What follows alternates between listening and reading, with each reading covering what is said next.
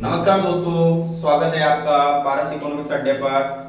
शुरुआत करते हैं अपन इस सेशन की, तो चलते हैं। इससे पहले लाइक और सब्सक्राइब कर दीजिए सब, और इस क्लास को ज्यादा से ज्यादा शेयर कर दीजिए, जिससे हमारा मोटिवेशन बढ़ेगा और हम आगे भी आपके लिए क्लासें इकोनॉमिक्स की कंटिन्यू लाते रहेंगे। चलो, पढ़ा था पिछले सेशन में, अपन ने पिछले सेशन में पढ़ा था कि इतिहास, जो अपन इकोनॉमिक्स का इतिहास कहां से स्टार्ट हुआ है। तो बात करें अपन, तो अर्थशास्त्र की शुरुआत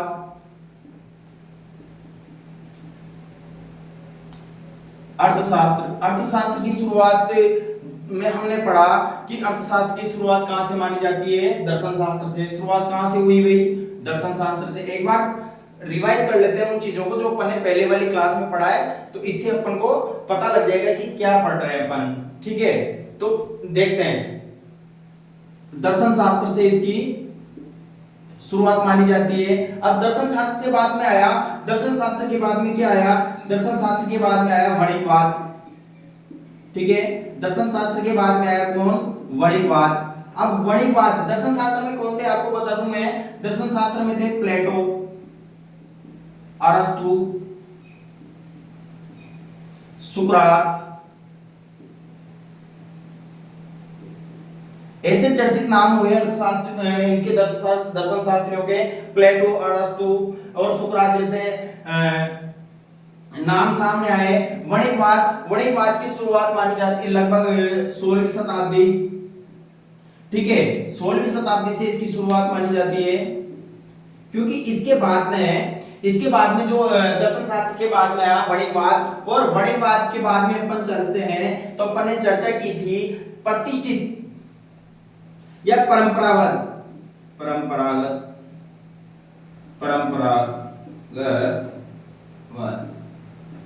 ठीक है, या फिर इसे क्लासिकल भी बोल सकते हैं अपन, क्लासिकल थ्योरी। इसे क्लासिकल थ्योरी भी बोलते हैं, या प्रतिष्ठित थ्योरी भी अपन बोल सकते हैं, या प्रतिष्ठित विचारधारा के लोग भी अपन कह सकते हैं। देखो, पहले आया दर्शन शास्त्र, उसके बाद में वणिकवाद के बाद में परंपरावादी विचारधारा के लोग आए, जो मैंने पहले बताया आपको। इसकी परंपरावादी में इसकी शुरुआत मानी गई थी एडम स्मिथ के बाद से। इसकी शुरुआत मानी गई थी। इसमें मैंने बताया आपको कि कौन-कौन से अर्थशास्त्री हुए थे परंपरागत में। तो इसके बाद में चलते हैं अपन नव परंपरागत सिद्धांत।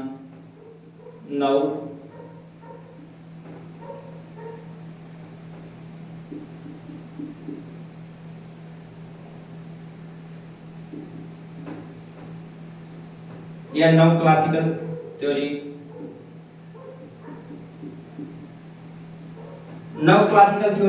इसमें पढ़ा था अपन ने प्रोफेसर मार्शल के बारे में।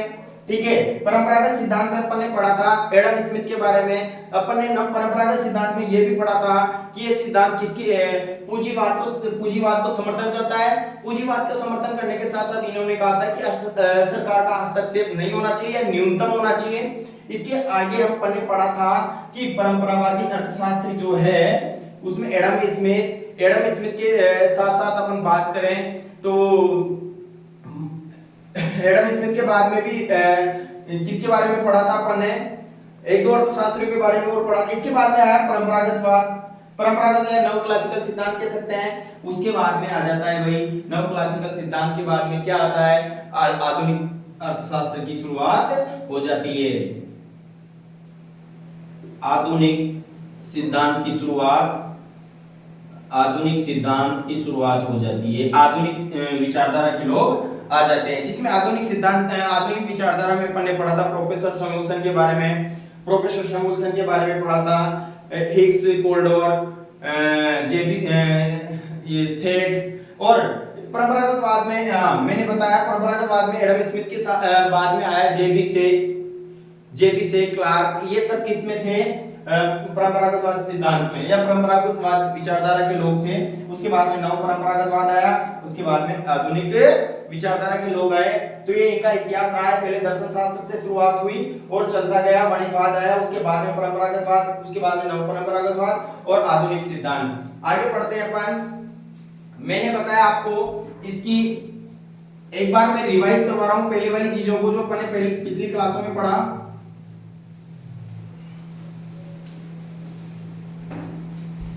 पिछली क्लास में पढ़ा था अपन ने इसकी परिभाषाओं के बारे में। देखो परिभाषाएं मैंने बताई थी आपको। परिभाषा थी अर्थशास्त्र की जो परिभाषाएं हैं उसमें पढ़ा था अपन ने धन से संबंधित परिभाषा। धन से संबंधित परिभाषा किसने दी थी? धन से संबंधित परिभाषाएं दी थी अपन ने, धन से संबंधित परिभाषाएं दी थी एडम स्मिथ, जिन्होंने 1776 में an inquiry to the nature of causes of wealth of nation पुस्तक लिखी। वेल्थ ऑफ नेशन जिसे अपन कह सकते हैं, यानी कि वेल्थ ऑफ नेशन का मतलब है वेल्थ ऑफ नेशन अपन ने पुस्तक लिखी। ठीक है, किसने लिखी? एडम स्मिथ ने 1776 में। लेकिन इनके जो अर्थशास्त्र से संबंधित कोटेशन हुए, अर्थशास्त्र के बारे में किसने क्या क्या बोला है वो भी अपन ने पढ़ा था। अपन ने पढ़ा था कि वेटल ने इसको विनिमय का विज्ञान बोला। किसने बोला था? वेटल ने। वेटल ने क्या बोला? वेटल ने क्या बोला था? विनिमय का विज्ञान बोला था। एक बार रिवाइज कर लो सब चीजों को। वेटल ने क्या बोला? विनिमय का विज्ञान बोला था। प्रोफेसर मार्शल ने क्या बोला था? अर्थशास्त्र के सिद्धांत इन्होंने बोला। जो अपनी पुस्तक लिखी इन्होंने वो पुस्तक थी principle of economic. Principle of economic यानी कि अर्थशास्त्र के सिद्धांत। तो अर्थशास्त्र को क्या कहा इन्होंने? अर्थशास्त्र के सिद्धांत कहा। इसके बाद में रस्किन एक अर्थशास्त्री हुए। रस्किन एक अर्थशास्त्री हुए जिन्होंने ये बोला, इस अर्थशास्त्र को क्या बोला? अर्थशास्त्र को बोला कि अर्थशास्त्र तो क्या है? रोजी रोटी और धन लालच का विज्ञान है। रोजी रोटी और धन लालच का विज्ञान है। ये किसने कहा? रस्किन ने कहा। और रॉबिन्सन क्या कह देते हैं कि चुनाव का विज्ञान है। इसके बारे में विस्तार से पढ़ेंगे चुनाव का विज्ञान कैसे है। रॉबिन्सन, श्रीमती रॉबिन्सन थी, इन्होंने बोला था कि ये क्या है, ये चुनाव का विज्ञान है। चुनाव का विज्ञान कैसे है इसके बारे में अपन आगे विस्तार से चर्चा करेंगे। देखो आगे जब इसके बारे में, और आधुनिक जो सैमुअल्सन है, सैमुअल्सन जो आधुनिक अर्थशास्त्री थे, सैमुअल्सन, उन्होंने बोला था, उन्होंने क्या बोला था इसको? उन्होंने बोला था सामाजिक विज्ञानों की रानी। क्या बोला था? सामाजिक विज्ञानों की रानी। किसको बोला? अर्थशास्त्र को बोला। ठीक है, नेक्स्ट अब आज से नेक्स्ट परिभाषाओं की शुरुआत करते हैं अपन। विस्तार से पढ़ते हैं परिभाषाओं के बारे में। एक चार्ट के तरीके से पहले मैंने शॉर्ट में बताया था सभी परिभाषाओं के बारे में कि धन के आधार पर परिभाषा किसने दी और उसका समर्थन किस किसने किया। कल्याण, उसके बाद परिभाषाएं आए कल्याण से संबंधित या भौतिक कल्याण जिसे हम कह सकते हैं उससे संबंधित परिभाषाएं आए। उसके बाद में दुर्लभता संबंधी परिभाषाएं, आवश्यकता विहीनता की परिभाषा आए। ठीक है, आवश्यकता विहीनता संबंधी परिभाषा किसने दी है? ये अपने अर्थशास्त्री हुए थे। मैंने जिस बात आपको बताया भी था कि इंडियन अर्थशास्त्री थे। ठीक है, इनके समर्थन में कोई नहीं था। तो इसके बाद में फिर विकास संबंधी परिभाषा जिसको हम आधुनिक परिभाषा भी कह सकते हैं वो आया। ये सब चीजें अपन ने पढ़ ली थी शॉर्ट में। अब इसके बारे में विस्तार से पढ़ते हैं। धन से संबंधित परिभाषा, तो इसमें लिखवाऊंगा, सभी की परिभाषाएं लिखवाऊंगा मैं, साथ के साथ पढ़ते चलेंगे और परिभाषाओं को लिखते चलना। नोट्स बनवा लेना। नोट्स बनाना, क्योंकि ये क्लासें नोट्स बनाने वाली क्लासें हैं। आप इनको आपकी कहीं ना कहीं जरूर काम आएगी, इसलिए आप लाइक और सब्सक्राइब करते रहें चैनल को। और आगे से आगे जितना चैनल आगे से आगे बढ़ेगा मेरा मोटिवेशन आगे से आगे बढ़ता रहेगा। और मैं पूरे नोट्स अर्थशास्त्र, इंडियन इकोनॉमी, समष्टि व्यष्टि दोनों, इसके साथ जो स्टैटिक्स है पूरी स्टैटिक्स कंप्लीट करवाऊंगा। ये मेरा आपसे वादा है। लेकिन मेरे सब्सक्राइबर बढ़ने चाहिए, ये मैं आपसे रिक्वेस्ट कर रहा हूं। तो लाइक और सब्सक्राइब करते रहें, चैनल को आगे से आगे शेयर करते रहें। देखो धन से संबंधित परिभाषा,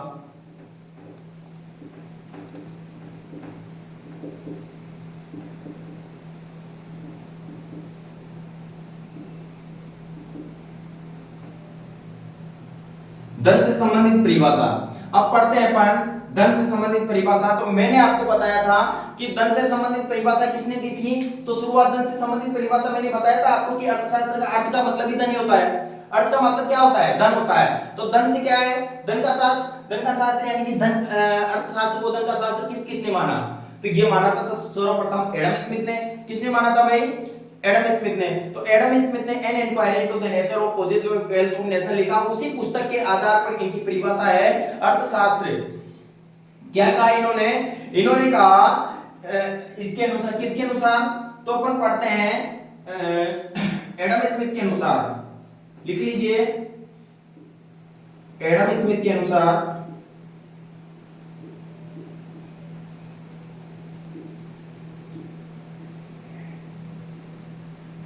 एडम स्मिथ के अनुसार अर्थशास्त्र राष्ट्र के धन के कारणों अर्थशास्त्र क्या है? अर्थशास्त्र राष्ट्र के धन अर्थशास्त्र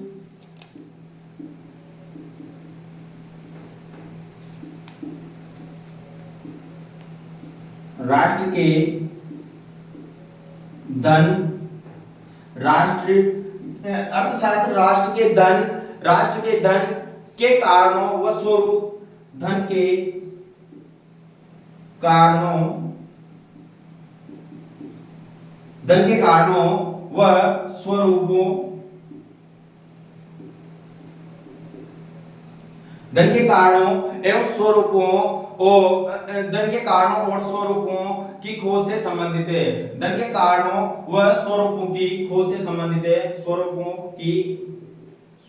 की खोज से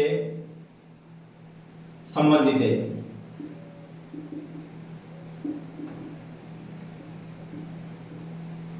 अर्थशास्त्र राष्ट्र के धन के कारणों व स्वरूपों की खोज से संबंधित है। ठीक है, ये किसने कहा है? एडम स्मिथ ने कहा है। एडम स्मिथ ने क्या कहा है? अर्थशास्त्र राष्ट्र के धन के कारणों व स्वरूपों की खोज है। तो यहाँ पे आपने देखा होगा जो इनकी पुस्तक है एडम स्मिथ की, an inquiry into the nature of causes of wealth of nation, जो मैं पहले लिखवा चुका हूं। वेल्थ ऑफ नेशन जिसे अपन शॉर्ट में कहते हैं, तो उसी की फुल फॉर्म है ये। ठीक है, राष्ट्र के धन, वेल्थ ऑफ नेशन, राष्ट्र के धन के कारणों में स्वरूपों की खोज, जो ये मैंने पूरी जो इसकी बुक्स का नाम है वह है an inquiry into the nature of causes of wealth of nation. तो इसी का पूरा फुल फॉर्म है ये। नेक्स्ट है, इसके साथ साथ हुए थे एडम स्मिथ के अनुसार, एडम स्मिथ के साथ साथ मैंने बताया था आपको जेबी से। कौन थे? जेबी से। तो जेबी से ने देखो क्या क्या बोला है अर्थशास्त्र के बारे में, क्या परिभाषा दी है।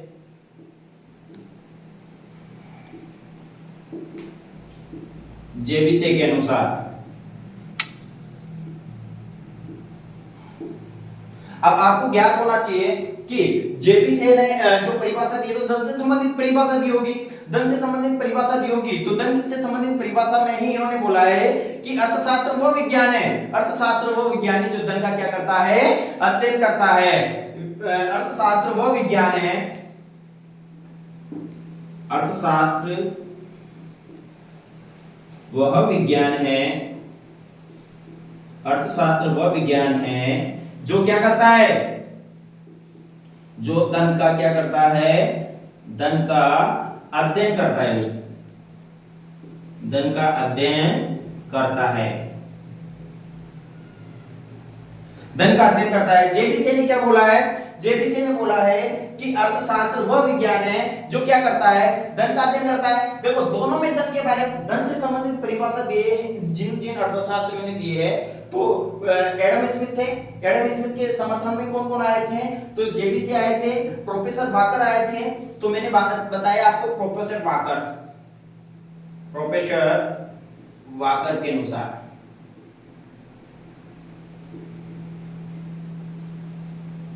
प्रोफेसर वाकर के अनुसार क्या बोला है प्रोफेसर वाकर ने? प्रोफेसर वाकर ने बोला है कि अर्थशास्त्र ज्ञान की वह शाखा है जो धन से संबंधित है। किससे संबंधित है? धन से संबंधित है। उन्होंने बोला है कि अर्थशास्त्र ज्ञान की वो शाखा है जो किससे संबंधित है? धन से संबंधित है। तथा वाकर ने ये माना है कि अर्थशास्त्र किसका विषय है? भाई धन का विषय है। किसका विषय माना है उन्होंने? धन का विषय माना है। तो लिखिए अर्थशास्त्र क्या है? उन्होंने क्या बोला है कि अर्थशास्त्र ज्ञान की वह शाखा है, अर्थशास्त्र ज्ञान की वह शाखा है जो क्या है? धन से संबंधित है। जो क्या है? धन से संबंधित है। जो धन से संबंधित है। जो धन से संबंधित है। जो क्या है? धन से संबंधित है। जो धन से संबंधित है। वाकर ने क्या और क्या किसका विषय माना ये? धन का विषय, धन के विषय माना है या धन का विज्ञान माना है। तो वाकर ने क्या माना है? वाकर ने ये माना कि अर्थशास्त्र क्या है? धन का विज्ञान है। तो लिख सकते हैं इस लाइन को भी। तो वाकर ने ये माना, वाकर ने माना, शॉर्ट में लिखो, वाकर ने माना कि अर्थशास्त्र क्या है? अर्थशास्त्र क्या है भाई? अर्थशास्त्र धन का विज्ञान है। धन का क्या है? विज्ञान है या धन का विषय है? धन का विज्ञान है। ठीक है, ये लिख लो।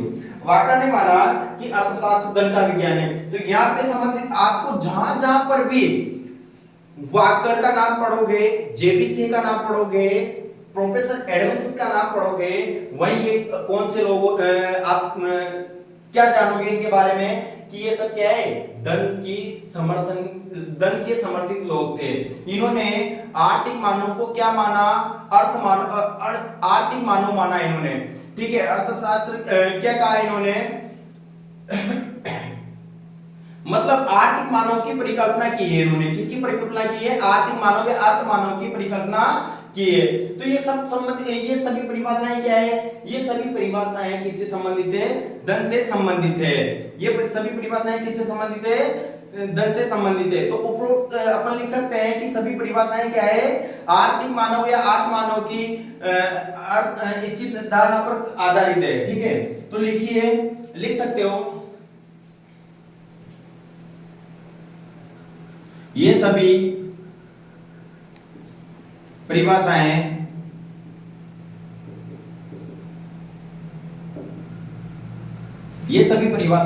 आर्थिक या अर्थ मानव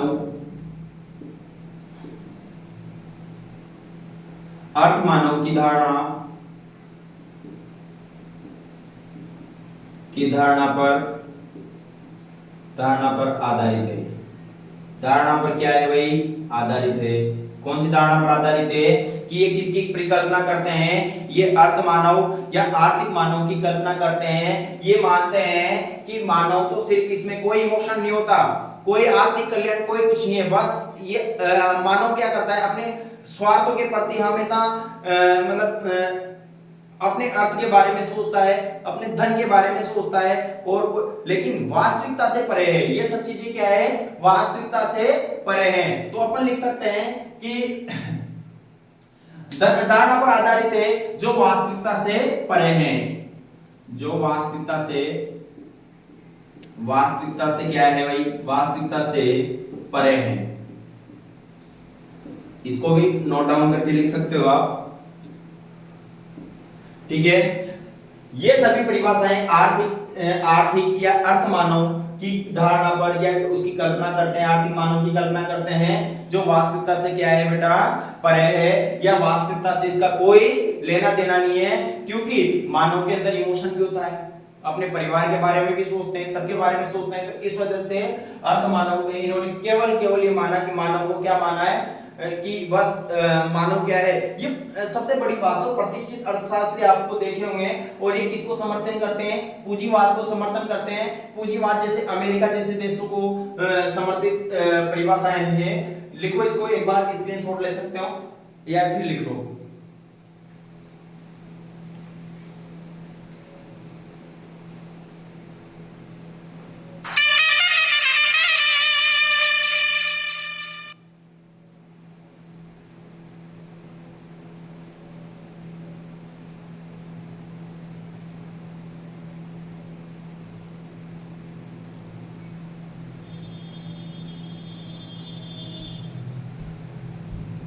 हाँ, तो हो गया होगा। चलो नेक्स्ट, हो गया।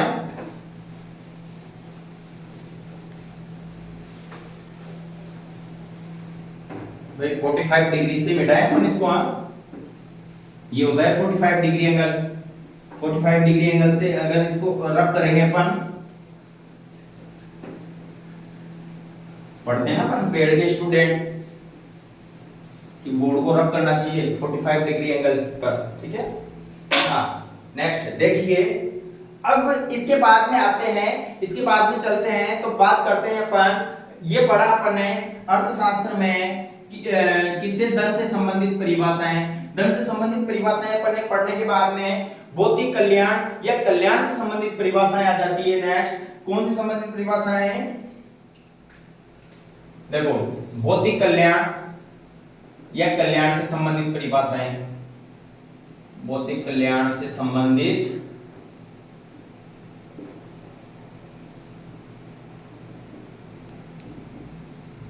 परिभाषा।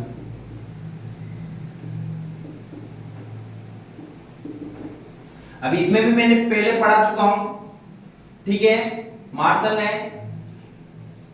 ने कौन सी बुक दी थी, मार्शल ने मैंने बताया आपको इकोनॉमिक सिद्धांत, अर्थशास्त्र के सिद्धांत पुस्तक लिखी थी। तो प्रोफेसर कल्याण से संबंधित परिभाषाएं किसने दी, प्रोफेसर मार्शल ने दी। प्रोफेसर मार्शल ने दी भौतिक और इसके समर्थित जो लोग हैं, इसके समर्थित लोगों ने भी क्या किया होगा भाई, इसका समर्थन किया होगा। जैसे प्रोफेसर कैनन है, तो इन्होंने भी इसके साथ साथ परिभाषाएं दी होगी। तो लिखते हैं अपन चलो इसके बारे में। तो मार्शल के अनुसार, और सब मैंने पहले लिखवा दिया था, शॉर्ट में जो भी मैटर था मैंने लिखवा दिया था। इसके आगे जो चल रहे हैं अपन, इसकी परिभाषाएं लिख रहे हैं। परिभाषाएं खत्म होने के बाद में अर्थशास्त्र के अर्थ और परिभाषाएं, ये टॉपिक अपना कंप्लीट हो जाएगा। नेक्स्ट टॉपिक पर अपन चलेंगे। देखो भौतिक कल्याण से संबंधित, तो प्रोफेसर मार्शल के अनुसार लिखिए, प्रोफेसर मार्शल के अनुसार, प्रोफेसर मार्शल के अनुसार। अब प्रोफेसर मार्शल ने क्या कहा है, प्रोफेसर मार्शल ने माना है कि अर्थशास्त्र मानव जीवन के साधारण व्यवसाय में मानव जाति का अध्ययन करता है। किसका अध्ययन करता है, मानव जाति का अध्ययन करता है। साधारण व्यवसाय में क्या करता है, मानव जाति का अध्ययन करता है। तो अर्थशास्त्र लिखिए, अर्थशास्त्र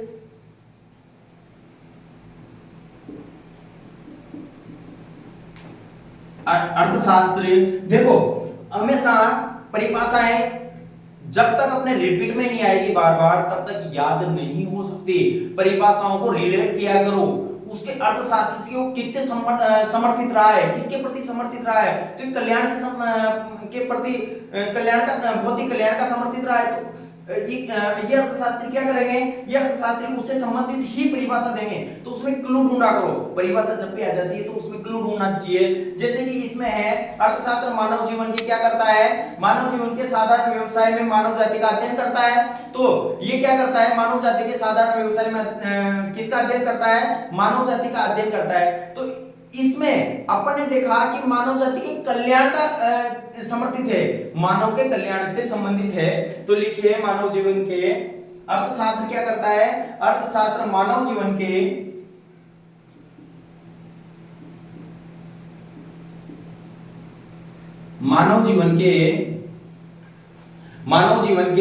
साधारण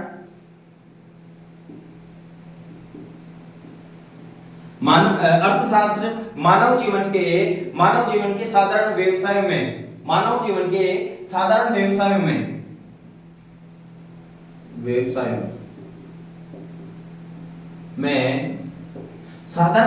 में, साधारण व्यवसायों में मानव जाति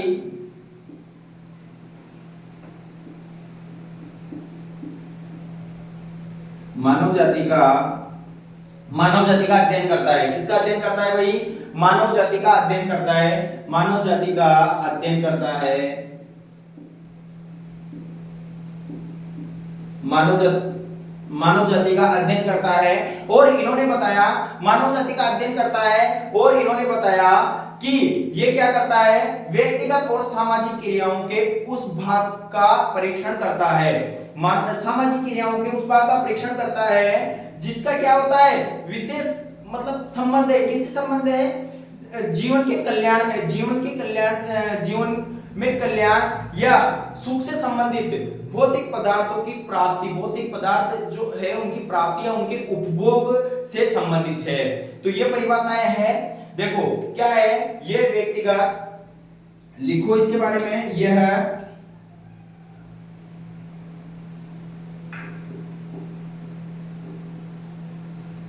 यह यह व्यक्तिगत यह व्यक्तिगत यह व्यक्तिगत व यह व्यक्तिगत व सामाजिक व्यक्तिगत व सामाजिक क्रियाओं व्यक्तिगत व सामाजिक क्रियाओं का क्या करता है भाई? सामाजिक क्रियाओं के उस भाग का क्या करता है? सामाजिक क्रियाओं के उस भाग का परीक्षण करता है। उस भाग का परीक्षण करता है। किस भाग का परीक्षण करता है? जिसका संबंध क्या है? जिसका विशेष संबंध जीवन के कल्याण से है। जिसका विशेष संबंध क्या है? जिसका विशेष संबंध है। विशेष संबंध किससे है? जिसका विशेष संबंध किससे है भाई? कल्याण। और कल्याण के साथ साथ इसमें हम कह सकते हैं कल्याण या फिर सुख से संबंधित कल्याण या फिर क्या कह सकते हैं? सुख। जहां पे सुख की प्राप्ति होती है, संतुष्टि होती है, ठीक है, तो वहां पे सुख को क्या माना है इन्होंने? देखो, संबंध या कल्याण या सुख से संबंधित क्या करता है ये करता है कि ये सुख से संबंधित या सुख से संबंध भौतिक पदार्थों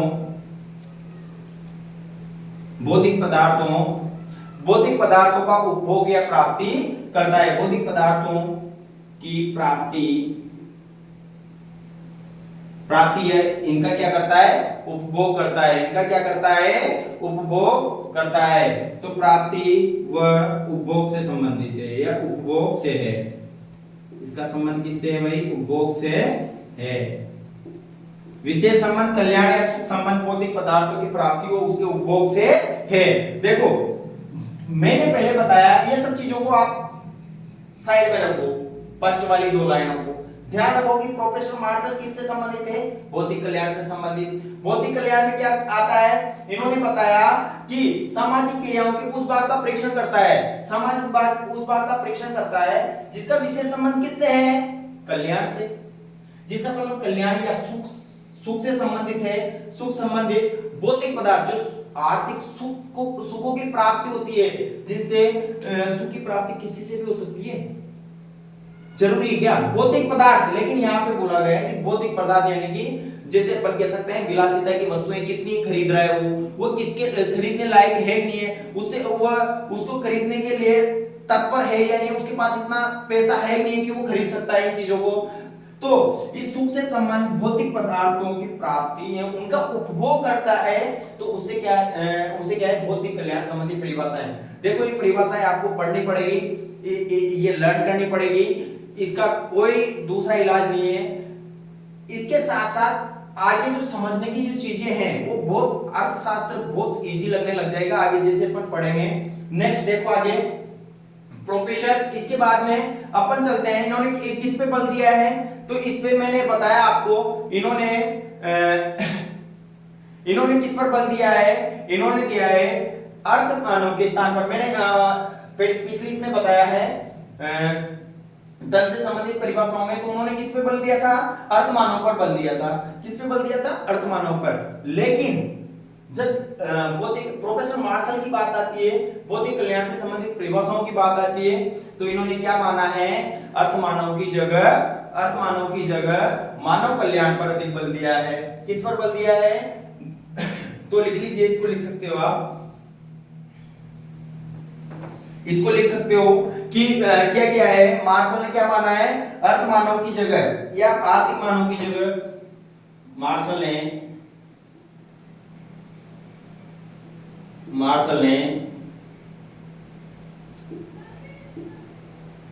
आर्थिक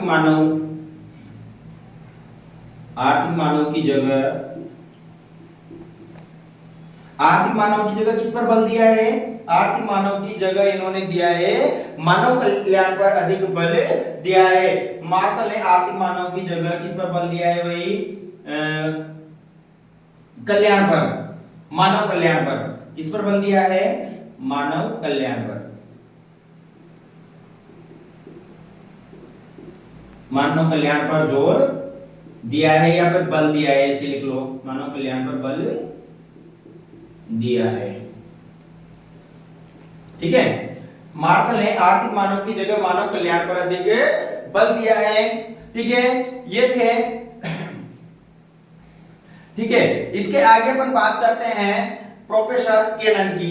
प्रोफेसर केनन ने क्या माना है अर्थशास्त्र को? तो एक बार इसका स्क्रीनशॉट ले लीजिए, ऊपर लिखवा दूंगा मैं, नीचे जगह नहीं है।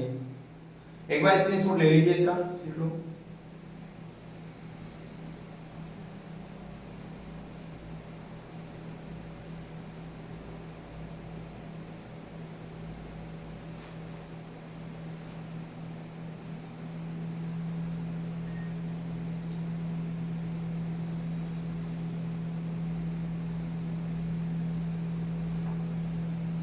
ठीक है, रफ कर देते हैं। वही 45 डिग्री में क्वेश्चन आ जाता है कि बोर्ड को रफ कितने डिग्री एंगल पे करना चाहिए? 45 डिग्री एंगल पर।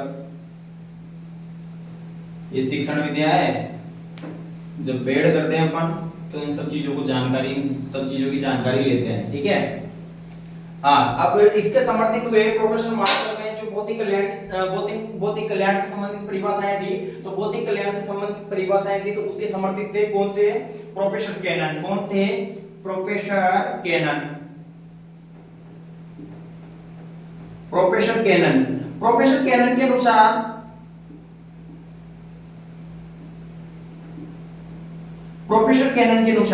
प्रोफेसर केनन ने क्या माना है? प्रोफेसर केनन ने ये माना है कि अर्थशास्त्र का उद्देश्य क्या है? अर्थशास्त्र का उद्देश्य उन कारणों की खोज करना है, जिन पर मानव का क्या है? भौतिक कल्याण निर्भर करता है, जिन पर मानव का भौतिक कल्याण निर्भर करता है। तो अर्थशास्त्र लिख लीजिए, अर्थशास्त्र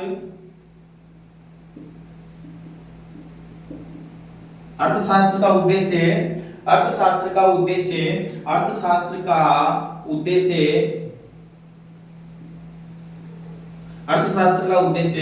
उन कारणों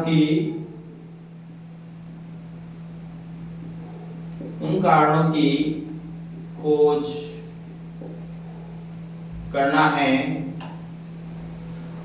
अर्थशास्त्र का उद्देश्य उन कारणों की खोज करना है जिन पर क्या करता है? जिन पर मानव का भौतिक कल्याण निर्भर करता है। जिन पर क्या करता है? मानव का भौतिक कल्याण निर्भर करता है। जिन पर उन कारणों की खोज करता है जिन पर मानव का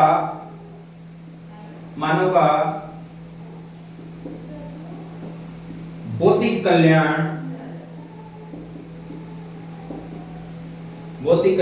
निर्भर करता है। अर्थशास्त्र का उद्देश्य उन कारणों की खोज करना है जिन पर मानव का क्या करता है? जिन पर मानव भौतिक कल्याण पर निर्भर करता है। जिन पर मानव भौतिक कल्याण पर निर्भर करता है। जिन पर मानव क्या करता है? मानव का भौतिक कल्याण निर्भर करता है। मानव का यहाँ का लिख देना, मानव का यहाँ पे क्या करेंगे? मानव का भौतिक कल्याण क्या करता है? निर्भर करता है। ये लिखा है प्रोफेसर केनन ने। तो भौतिक कल्याण से संबंधित परिभाषाएं हो गई। अब दुर्लभता संबंधी परिभाषाएं अपन पढ़ेंगे नेक्स्ट क्लास में अपन चर्चा करेंगे दुर्लभता संबंधी परिभाषाएं, या फिर जेके मेहता के द्वारा आवश्यकताहीन परिभाषाएं दी गई उनके बारे में। ठीक है, सैमुअल्सन के द्वारा दी गई परिभाषाओं के बारे में अपन चर्चा करेंगे नेक्स्ट क्लास में। तो इससे पहले ये क्लास से आपकी प्रॉपर नोट्स बनाने वाली क्लासें होगी, तो आप जल्दी से जल्दी लाइक, सब्सक्राइब एवं शेयर कर दें क्लास को, जिससे हमारा मोटिवेशन बढ़ता रहेगा और हम क्लास से आगे क्लासेस देते रहेंगे, आपको पूरा इसकी तैयारी करवाएंगे प्रॉपर नोट्स की। तो इसलिए आपको आपसे रिक्वेस्ट है कि आप इसको लाइक और सब्सक्राइब करें और आगे से आगे शेयर करते रहें। धन्यवाद। जय श्री कृष्णा। राधे राधे।